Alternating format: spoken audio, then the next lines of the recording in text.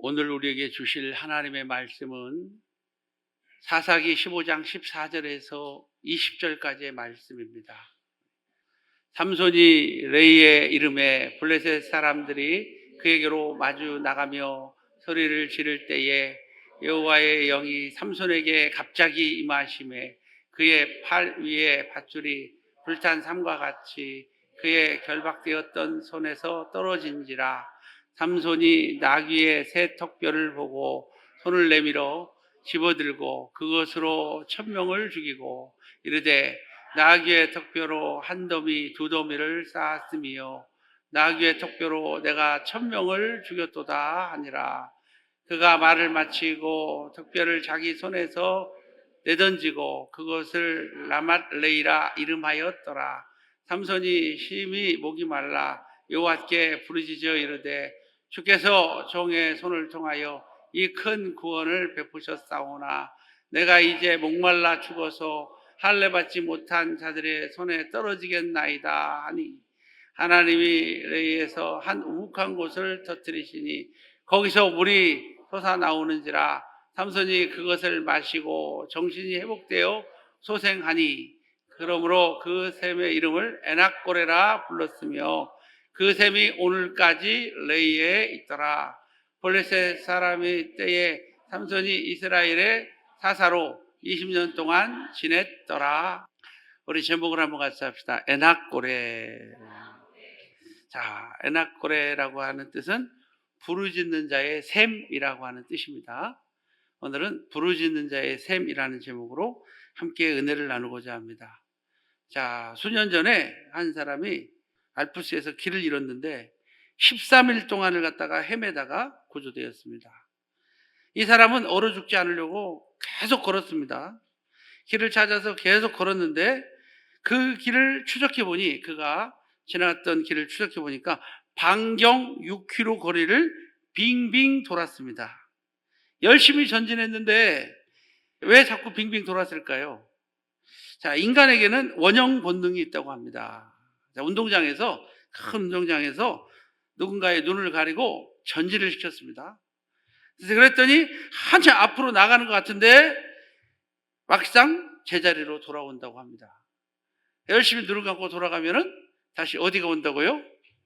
나도 모르는 사이에 이게 원형 본능이라고 합니다. 자, 깊은 사막에 한 마을이 있었어요. 그 마을 청년들은 항상 이 사막을 벗어나고 싶어 했습니다. 그런데 벗어날 수가 없었어요. 길을 몰라서. 너무 사막이 깊어서 길을 알 수가 없었던 거죠. 사막에 가면 길을 잃기 쉽잖아요. 보이는 게 하나도 없었어요. 그래서 청년들이 집을 떠나요. 그런데 걸고 걷다 보면 10일 있다 보면 다시 자기 집으로 돌아온다는 거예요. 그래서 어떤 현자가 이렇게 알려줍니다. 당신들이 이 집을 떠나고 싶으면 밤에 큰 별을 보고 걸으시오. 큰 별을 보고 걸으시라고. 그러면 이 지역을 벗어날 수 있을 거라고. 맞습니다. 큰 별은 바로 북두칠성을 말하겠죠. 북쪽을 향하여 걸어가면 한쪽 방향으로 걸어갈 수 있다는 거죠. 맞습니다. 우리 인생도 마찬가지입니다. 우리 인생도 큰 별 대신 예수 그리스도를 바라보고 걸어가야 될 줄로 믿습니다. 예수 없는 인생은 나름대로 살려고 전진하고 또 전진하지만 결국 제자리로 빙빙 돕니다. 아무것도 가질 수 없는 허무한 인생이 되고 맙니다. 우리는 예수님을 바라보고 순종하고 따라가야만 전진하게 될 줄로 믿습니다. 여러분 사업도, 여러분 직장도, 여러분 가정도 우리 예수님 큰별 대신 예수 그리스도를 바라보고 나갑시다. 자, 본문의 내용은 삼손이 레이에 있을 때에 블레셋 사람을 갖다가 1,000명을 죽이는 사건. 와, 혼자서 몇 명을? 있을 수 있는 일이에요, 없는 일이에요? 혼자서 5명은 가능할까? 4명은? 2명은? 아마 2명은 가능할 것 같은 생각도 들어요. 5명까지도 10명은 불가능할 것 같아요. 근데 몇 명을? 1,000명을 갖다가 죽이고 블레셋 군사를, 또 일반 사람이 아니라 누구를? 훈련받은 군사들을 갖다가 1,000명을 죽였어요. 낙이 턱뼈를 가지고 천명을 죽인 사건이 나옵니다. 그리고 그 쌓고 싼 턱뼈를 갖다가 두부대기를 이루고 라맛레히, 턱뼈의 산이라고 그가 이름합니다. 그리고 나서 그가 목말라 가지고 죽을 것 같아서 하나님께 부르짖습니다. 내가 이렇게 큰일을 행했는데 내가 먹을 물이 없어서 내가 여기서 죽습니다 하면서 하나님께 부르짖을 때에 하나님께서 우물을 터뜨렸어요. 레이의 한 우물을 터뜨렸는데 그 우물 이름을 에낙고레라 했다라는 내용입니다. 자, 본문을 내용을 통해서 우리에게 주시는 교훈이 뭘까요? 자, 오늘 본문을 통해서 우리에게 주신 교훈은 첫째, 한번 따라합니다. 하나님 없는 인생은 헛수고의 인생입니다. 우리 14절 한번 같이 읽겠습니다. 14절 시작. 삼손이 레이의 이름에 블레셋 사람들이 그애로 마주 나가며 소리를 지를 때에 여호와의 영이 삼손에게 갑자기 임하심에 그의 팔 위에 밧줄이 불탄 삼과 같이 그의 결박되었던 손에서 떨어진지라. 아멘. 자, 어떤 내용이냐면 레이에 들어갔는데 블레셋 사람들이 레이로 들어와가지고 사람들을 갖다가 협박하는 거예요. 삼손을 내놓지 않으면 이 마을을 다 없애버리겠다. 그러니까 이 마을 사람들이 어떤 마음을 풀까요? 삼손 때문에 우리가 뭐 하게 생겼다? 다 죽게 생겼다. 삼손에게 갔어요. 삼손에게 가가지고 삼손에게 우리가 당신을 결박할 거다. 해치지 않을 거다. 우리는 당신을 단지 잡아가지고 어디다 넘길 거다? 블레셋에 넘길 거다. 삼손이 이스라엘 사람들을 공격해야 못해요? 못하죠. 자국 백성을 어떻게 그 나라의 사사가 돼가지고 어떻게 자국 백성을 공격해요? 그래서 삼손이 순순히 어떻게 해요? 밧줄로 꽁꽁 묶였어요. 그래가지고 어떻게 해요? 이스라엘 사람들의 손에 이끌려가지고 레이 사람들의 손에 이끌려가지고 삼손을 갖다가 이제 넘겨주는 거예요. 넘겨줄 때 블레셋 사람들이 함성을 지릅니다. 와, 우리가 이겼다 하고 함성을 지르면서 막 달려옵니다. 그때 성령께서 누구에게 임하셨어요? 삼손에게 임하시니 이 손에 있는 밧줄이 뭐처럼? 불에 탄 삼처럼 쫙 풀어져 버립니다. 불에 탄 삼처럼 탁 풀어져 버렸어요. 그리고 거기에 뭐가 있었냐면 낙이 턱뼈, 죽은 낙이 턱뼈가 있어요. 죽은 낙이 주걱턱처럼 생겼는데 턱 있잖아요. 죽은 낙이 턱뼈가 거기 놓여있는데 그 죽은 낙의 턱뼈를 손에 들었어요. 그리고 그것을 블레셋 사람들을 갖다가 몇 명을? 1000명을 죽였어요. 오늘 여기서 우리가 알 수 있는 것은 블레셋 사람들의 계획, 하나님 없는 인생이죠. 그리고 이스라엘 사람들의 계획, 그죠? 누구를 잡아서 넘겨? 삼손을 잡아서 넘기면 다 끝날 줄 알았는데, 그러나 그들의 수고는 불에 탄 밧줄처럼 헛수고라는 것을 여러분 꼭 기억하시기 바랍니다. 하나님 없는 인생은 아무것도 아닙니다. 우리 하나님 있는 인생 되시기를 바랍니다. 창세기 11장 1절에서 9절에 보면 뭐가 나오냐면은 노아의 후손들이 하나님 없이 살려는 생각을 합니다. 그들이 계획을 세우는 거예요. 야, 우리가 성을 높이 쌓고 우리가 그리고 하늘까지 닿자. 그리고 우리의 이름을 내자. 그리고 흩어짐을 면하자. 자, 그들이 계획이 있어요. 그들이 뭐라고요? 성을 갖다가 어디까지 쌓아 올리고 하늘까지 쌓아 올리고 그리고 뭐를 내고 자신들의 이름을 내고 그리고 또 뭐요? 흩어짐을 면하자라는 그런 계획을 가지고 바벨탑을 쌓습니다. 그런데 하나님께서 그것을 보시고 바벨탑을 쌓지 못하게 하시고 언어를 혼잡게 했어요. 그랬더니 그들이 쌓은 모든 바벨탑이 다 헛수고가 되고 말아요. 여러분, 하나님 없는 계획은 다 헛수고입니다. 우리 예수 그리스도와 함께한 계획이 있기를 바랍니다. 때로는 성도들도 이런 계획을 세우더라고요. 고3 아들이 있어요. 고3 아들이 있으니까 고3 아들한테 야, 교회 직분은 좀 내려놓고 봉사는 좀 쉽게 하고 좋은 대학 들어간 다음에 그리고 나서 봉사해라. 그래도 늦지 않는다. 이렇게 말을 할 때가 있어요. 그런데 여러분, 좋은 대학은 갈지 몰라요. 좋은 직장은 가게 될지 몰라요.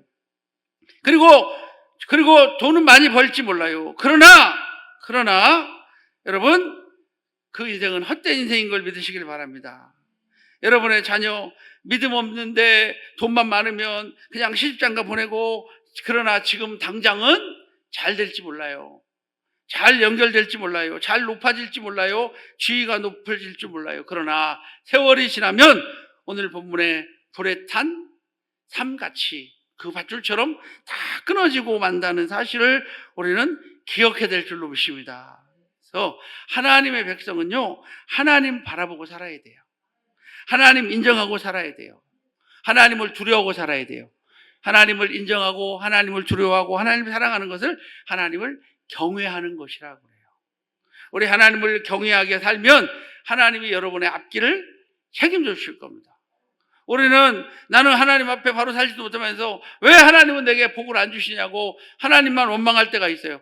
여러분도 철저하게 자기 관리하면서, 철저하게 믿음 생활하면서, 철저하게 하나님 영광을 위해서 하고도 한 5년만이라도 한번 살아봐요. 아니 1년만이라도 제대로 살아봐요. 작심삼일이라고 그냥 시작한 지 얼마나 됐다고 금방 신앙이 무너져 버리면 안 돼요.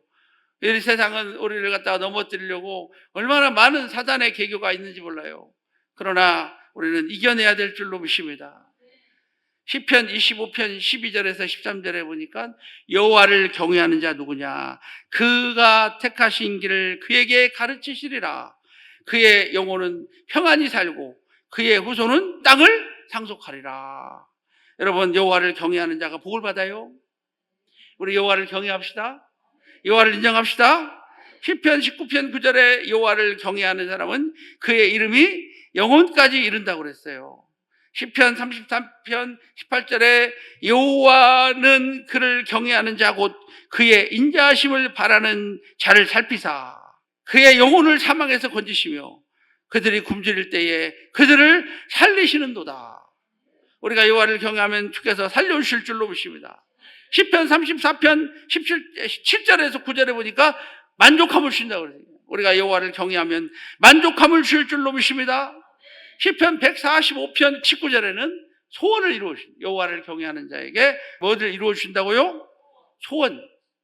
잠언서 19장 23절로도 족하게 지내게 되고 재앙을 당하지 않는다고 성경은 말하고 있어요. 누구를 경외하는 자.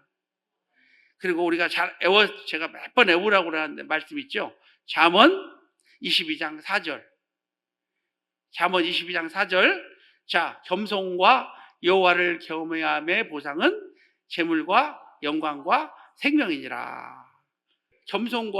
겸손해야 돼요. 여호와를 경외하는 사람은 겸손해요. 겸손과 여호와를 경외함의 보상은, 여호와를 경외함의 보상이 있어요. 그게 뭐라고요? 재물과. 여러분 재물 좋아요, 안 좋아요? 재물 좋아요? 맞아요, 좋아요. 큰 소리로 그렇게 말할 필요까지는 없지만 그래도 좋아요. 재물과. 그 다음 뭐예요? 영광 좋아요, 안 좋아요? 영광 좋죠. 그 다음 뭐예요? 재물이 많으면 뭐예요? 영광이 많으면 뭐예요? 뭐가 제일 중요해요? 생명까지도 하나님께서 보상해 주신다고 약속하고 있어요. 그리고 잠언 31장 30절에는요 여호와를 경외하는 자는 칭찬을 받을 거래요. 여러분도 하나님 앞에 칭찬받는 그런 멋진 믿음의 성도가 되시기를 바랍니다. 하나님 없는 경영은, 하나님 없는 계획은 불에 탄 삶처럼 헛된 것이다라는 것을 기억하시기 바랍니다. 여러분, 삼배옷 같은 게 불에 타면 어떻게 돼요? 불이 팍 잘 붙죠? 몰라요? 잘 붙죠? 푹 타버리죠? 불에 탄 상같이. 그러면 뭐만 남아요? 실만 이렇게 보이죠? 근데 후 불면 어떻게 돼요? 날아가 버리잖아요. 그것처럼 하나님 없는 인생은 바로 그런 인생이라는 것을 기억하시고 우리는 꼭 하나님을 경외하는 인생 되시길 바랍니다. 자, 두 번째로 한번 같이 합니다. 하나님께서 사용하시는 사람이 되어야 합니다. 우리 15절에서 16절 같이 읽겠습니다. 자, 시작. 삼손이 나귀 새 턱뼈를 보고 손을 내밀어 집어들고 그것으로 1000명을 죽이고 이르되 나귀의 턱뼈로 한 더미 두 더미를 쌓았으며 나귀의 턱뼈로 내가 1000명을 죽였도다. 그렇죠. 예? 하나님의 성령이 임한 그에게 나귀 턱뼈가 주어졌어요. 이 나귀 턱뼈는 바로 우리 인생이라고 생각합시다. 우리 인생 정말 나귀 턱뼈 같은 죽어버린 인생, 말라버린 인생, 정말 버려진 인생, 나귀 턱뼈 버려진 거잖아요. 버려진 인생, 죽어버린 인생, 말라버린 인생이라 할지라도 성령의 손에 붙잡히니까, 성령을 받은 사람의 손에 붙잡히니까, 할렐루야. 성령이 받은 세인교회에 붙잡히니까, 성령이 계시는 하나님의 교회에 붙잡히니까, 성령이 있는 하나님의 사람의 손에 붙잡히니까, 성령의 손에 붙잡히니까, 그 나귀 턱뼈로 인하여 몇 명을 죽이고 1000명이나 죽이고, 여러분 놀라운 기적의 인생이 될 줄로 믿습니다. 아무 쓸모없는 내 인생이라 할지라도, 그러나 누가 사용하시면, 하나님의 사용하시면 능력이 사람이 될 줄로 믿습니다. 성경에 보면은, 출애굽기에 보면은 죽은 막대기 그 지팡이가 모세의 손에 들려지니 홍해를 가르고, 할렐루야, 물을 내고, 그리고 수많은 기적을 행하는 능력의 지팡이가 된 것을 믿으시길 바랍니다. 그래서 12가지 재앙을 갖다가 일으키는 놀라운 기적의 지팡이가 됐죠. 그렇잖아요. 티끌을 치니 티끌이 그냥 이가 돼가지고 그냥 애굽의 군대에, 그죠? 하수를 치니까 하수가 뭐가 되고 피가 되고, 재앙의 그 놀라운 기적의 능력의 지팡이가 되고, 홍해를 가르고, 그죠? 우리와 사막에서 물이 솟게 만들고 놀라운 기적의 역사를 이룬 줄로 믿습니다. 여러분, 그릇이 커야 하나님 쓰신다고? 아닙니다. 나는 이렇게 작은데, 나는 이렇게 부족한데 하나님 나는 왜 안 쓰시나, 이렇게 생각할 때도 있어요. 우리는 그릇이 크다고 쓰는 게 아니고, 그릇이 작다고 안 쓰는 것이 아니에요. 베드로 같은 무식하고 못 배우고 또 모자란 사람도 바울보다도 더 크게 쓰신 걸 믿으시길 바랍니다. 그러면 비록 작은 인생이라도, 비록 작은 그릇이라도 누구의 손에만 붙잡히면, 누구 손에만 붙잡히면, 하나님의 손에만 붙잡히면 하나님께서 우리를 크게 써주실 줄로 믿습니다. 그릇이 중요한 것이 아니라 나를 사용하시는 하나님이 중요하시다.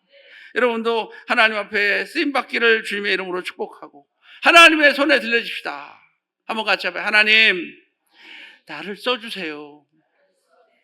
하나님은 지금 나를 만드시고 계시다. 나를 만지시고 계시다.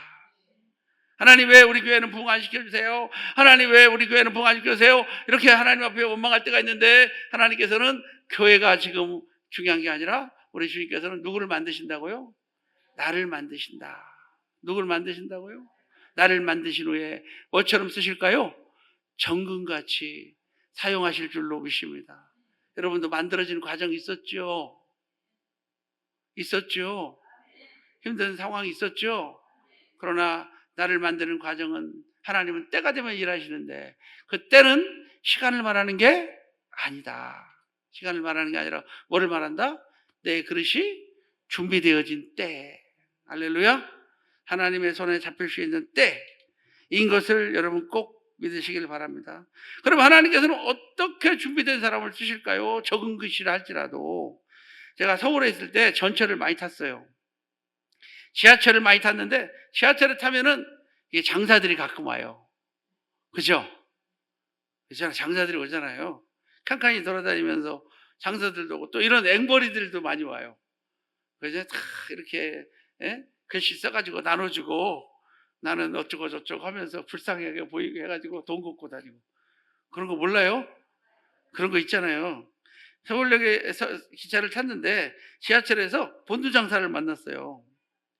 본두장사 이렇게 말합니다. 여러분, 돌도 붙고 쇠도 붙고 영원히 떨어지지 않습니다. 사람도 이 본드에 붙으면 매달려도 떨어지지 않습니다. 지금 특별히 할인 기간이므로 이 본드만 주는 게 아니라 빚도 드립니다. 또 앞주머니에서 볼펜도 드립니다. 옆주머니에서 면봉도 드립니다. 뒷주머니에서 사인펜도 드립니다. 오른쪽 주머니에서 메모지도 드립니다. 와, 정말 많이 주더라고요. 제가 감탄을 해봤어. 우와, 이렇게 많이 주면은 저분은 뭐 먹고 살지? 그 말이 다 믿어졌습니다.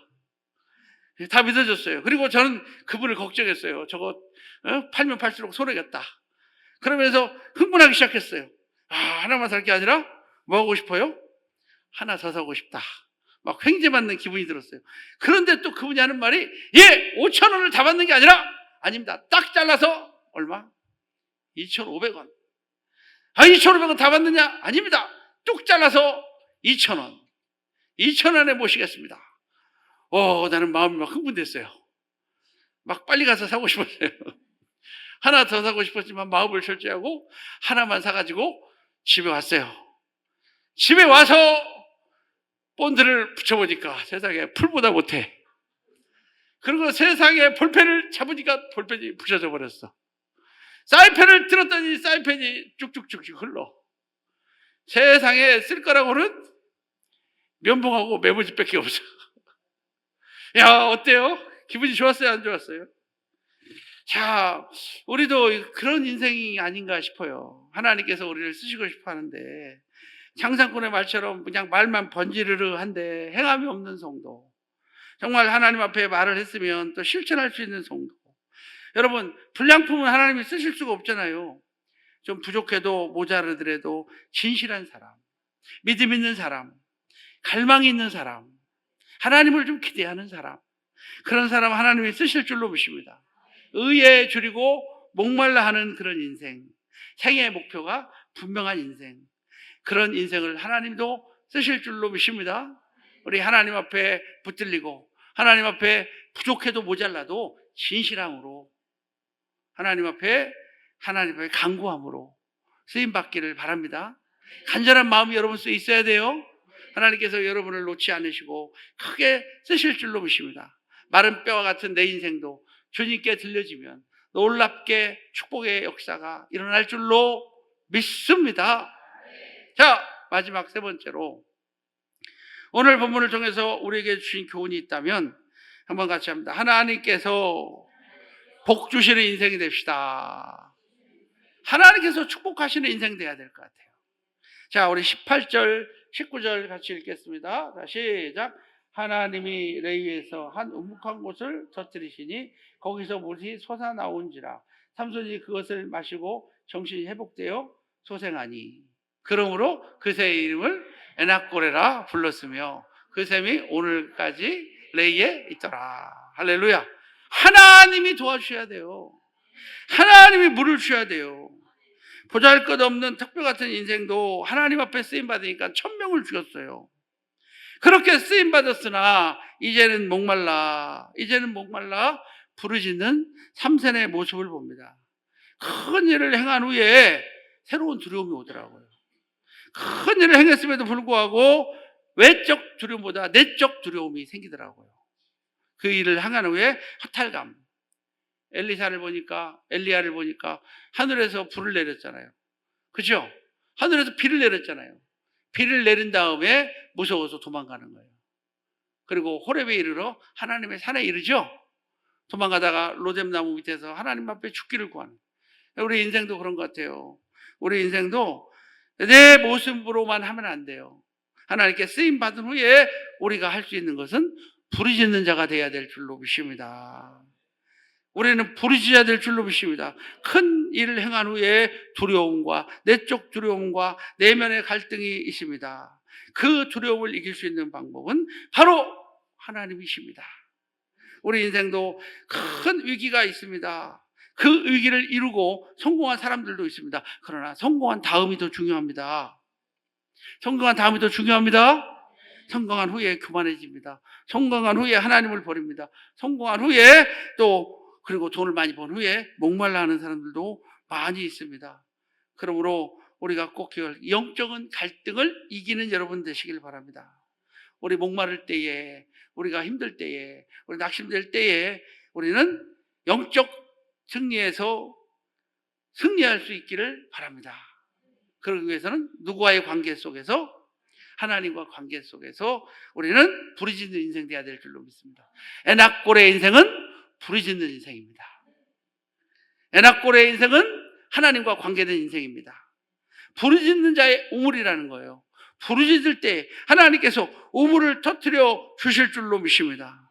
우리의 인생을 끝까지 승리하려면 늘 부르짖는 그런 삶이 오늘 여러분 속에 있어지시기를 바랍니다. 시간 정해놓고 기도하자는 얘기예요. 왜? 사람이 꼭 무슨 인재가 있어서 시험 드는 게 아니에요. 누가 이렇게 말하대요. 갱년기가 되면은 우울해지고 우울증 걸리고 그러는데 그것이 병이 아니라 그것이 사람이 싫어서가 아니라 성질도 막 급해지고 이것은 현상이래요. 그때는 옆에서 도와줘야 된대요. 할렐루야? 그럴 때마다 제가 이 넓은 팔로 안아주고 우리 인생을 살다 보면은 그런 일들이 참 많이 있는 것 같아요. 그렇기 때문에 우리는 나도 모르는 사이에 화가 나고, 나도 모르는 사이에 열이 받고, 나도 모르는 사이에 슬퍼하고, 나도 모르는 사이에 섭섭하고. 그래서 사축이라고 그러나요?